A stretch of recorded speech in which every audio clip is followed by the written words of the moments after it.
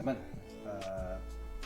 pada kesempatan kali ini saya ingin menjelaskan contoh-contoh kasus soal pada pewarisan sitoplasmik ya, jadi pewarisan di luar inti.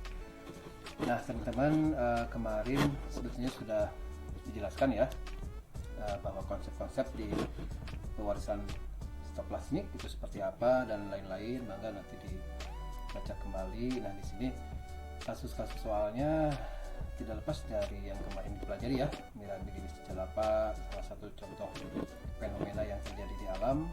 Kemudian yang tanaman-tanaman, bahwa pada Mirabilis jalapa itu kan teman-teman masih ingat ya, ada yang tanamannya hijau, ada yang putih, ada yang variegata. Nah itu peluang-peluangnya seperti apa, itu aja. Nah berikutnya juga teman-teman nanti diminta melengkapi persilangan seperti apa, tabel-tabel persilangannya dan lain-lain gitu ya. Nah nanti juga ada beberapa soal yang mengarah kepada pewarisan mel steril ya, mel steril sitoplasmik, barangkali itu pada tanaman jagung. Baik, nah kita coba cek yang nomor 1 ya teman-teman. Nah di sini ada soal warna batang pada Mirabilis jalapa dan seterusnya. Di sini ada tabel, teman-teman diminta melengkapi tetua atau keturunannya. Nah di sini ada tetua betina yang A kosong dikalikan dengan hijau. Nah di sini hasilnya harus hijau. Nah di sini teman-teman coba diingat kembali bahwa kasus pada pada pewarisan di luar inti, teman-teman masih ingat ya kemarin ya, saya coba cek yang Mirabilis. Nah seperti ini catatannya. Jadi fenotip tetua menentukan fenotip tetua betina ya, menentukan fenotip progeni, karena pewarisannya maternal effect istilahnya, jadi pewarisan dari tetua betina. Nah dari tanaman di atas teman-teman masih ingat ya, ada variegata, ada hijau, ada putih dan seterusnya ya. Nah di sini kalau yang putih itu tetua putih disilangkan dengan karakter yang putih hijau variegata, pasti hasilnya putih. Pokoknya mengikuti apa yang tetua betinanya gitu ya. Kalau yang hijau. Nah yang perlu dicatat ini aja. Jadi yang kalau tetuanya variegata, pasti hasilnya dikalikan dengan putih, dengan hijau, dengan variegata, pasti hasilnya variegata, hijau atau putih. Itu catatannya teman-teman ya. Jadi mangga diingat kembali. Baik, kita kembali ke soal yang tadi teman-teman. Nah di sini sudah jelas teman-teman, udah bisa baca, udah bisa jawab ya. Nanti di sini apa? Di sini keturunannya hijau. Ingat, keturunan hijau ini berasal dari pewarisan tetua betina. Artinya di sini pasti hijau, jelas ya. Yang putih kali variegata pasti hasilnya putih. Oke. Dan seterusnya. Oke, kita lihat jawabannya di sini. Seperti ini jawabannya. Jadi di sini hijau karena keturunannya hijau. Nah di sini putih kali variegata, karena di sininya putih berarti hasilnya putih. Nah ini catatannya, kalau di sininya variegata, tetua betinanya pasti dikalikan atau disilangkan dengan putih hijau variegata, pasti hasilnya hijau putih variegata. Variegata dikalikan dengan putih pun. Nah di sini putih tapi keturunannya putih ke hijau putih variegata, jelas di sini ya variegata gitu ya. Di sininya putih jelas di sininya putih, seperti itu ya. Oke, karena untuk persilangan nomor 2 saya pikir udah jelas, harus bisa ya teman-teman ya. Seperti ini ya jawabannya. Jadi hijau kali variegata ya pasti hijau. Pokoknya dilihat yang tetua betinanya. Putih kali variegata pasti putih. Variegata kali variegata pasti variegata hijau. Ya, ini hijau putih. Yang jelas variegata aja. Kalau yang variegata pasti hasilnya ada yang variegata hijau atau putih. Gitu ya. Mudah ya. Baik. Berikutnya ini juga sama, teman-teman. Peluang-peluangnya variegata kali hijau pasti ada 3 tadi ya. Oke, dan seterusnya. Ini pasti harus sudah bisa. Putih kali variegata pasti putih. Sekali lagi, pewarisannya di tetua betina, kecuali tanaman yang variegata. tanaman variegata disilangkan dengan variegata putih hijau, hasilnya pasti variegata hijau. Itu aja teman-teman. Baik, berikutnya, nah ini kasus yang kedua, kita lihat ya langsung jawabannya. Pada tanaman jagung, mandul jantan dikendalikan secara sitoplasmik genetik.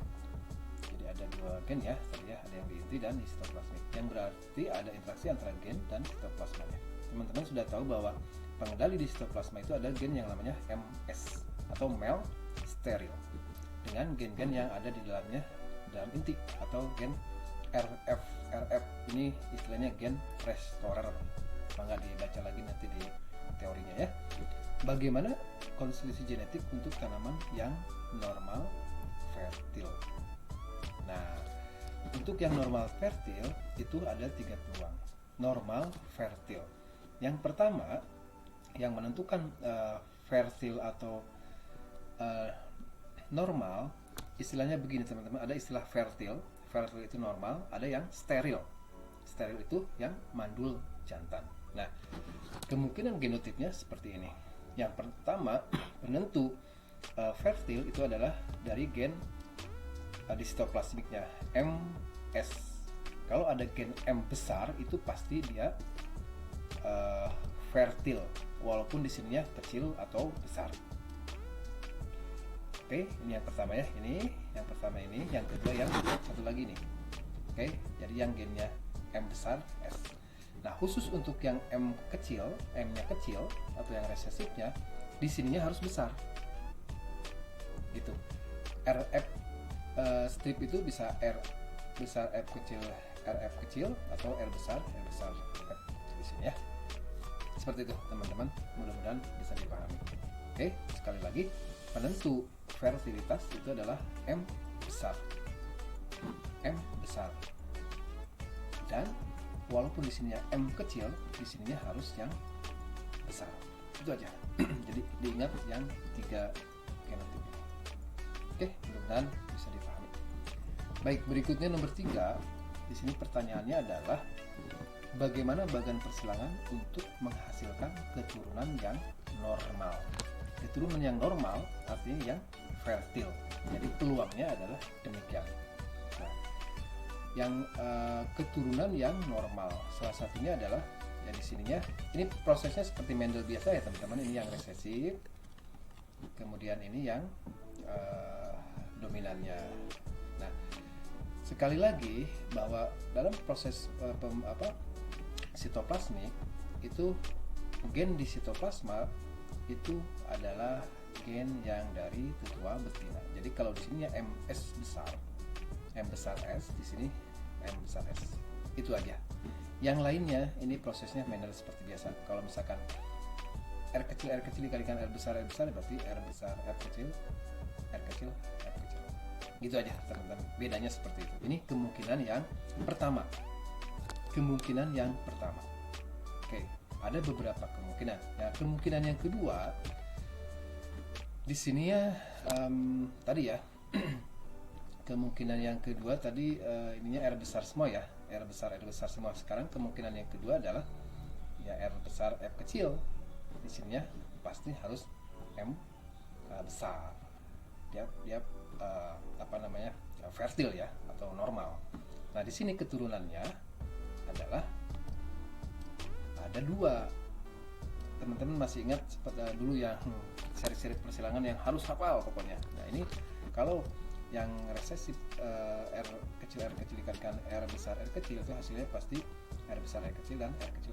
Emang nggak dicek ya. Nah, M S besar harus selalu dari tetua betina. Itu aja bedanya. Kemungkinan ketiga di sininya R besar, semuanya besar. Sehingga di sini persis sama R besar pasti R besar. Di sini MS-nya turun.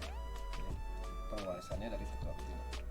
Gitu teman-teman. Nah, di sini masih ada beberapa kemungkinan, barangkali silakan teman-teman dicari sendiri. Itu sebenarnya konsep-konsep pewarisan sitoplasmik, hanya sekitar itu.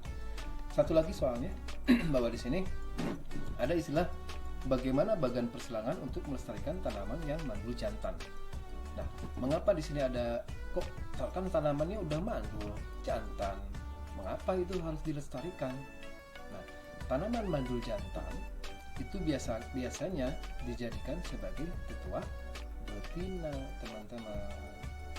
Jadi kalau misalkan pada jagung itu kan tetua, kalau kita mau menyilamkan, tetua jantannya itu kan malai di atas, tetua betinanya tongkol.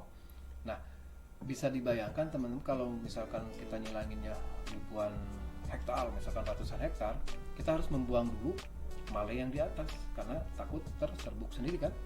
Nah, dengan adanya mandul jantan, jadi dibiarin aja si malainya, toh dia mandul, sehingga yang mandul itu tetua, jadikan tetua betina, karena yang yang pistilnya atau putiknya normal, hanya mandul jantannya. Itu ya maksudnya, mudah-mudahan bisa dipahami.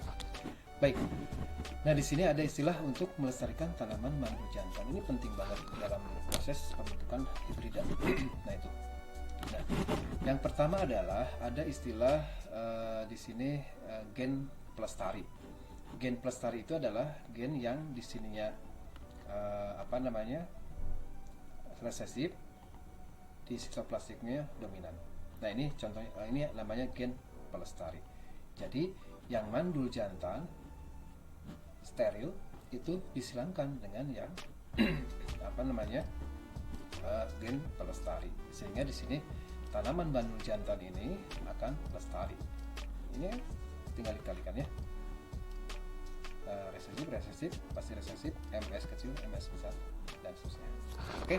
Nah, walaupun di sini tanamannya mandul, tapi di sini mandul jantannya. Jadi kalau betinanya mah normal, gitu ya. Oke, bisa dipahami barangkali. Baik, itu barangkali yang bisa saya sampaikan di video kali ini. Nah, nanti kita sambung di video berikutnya, teman-teman ya. Terima kasih.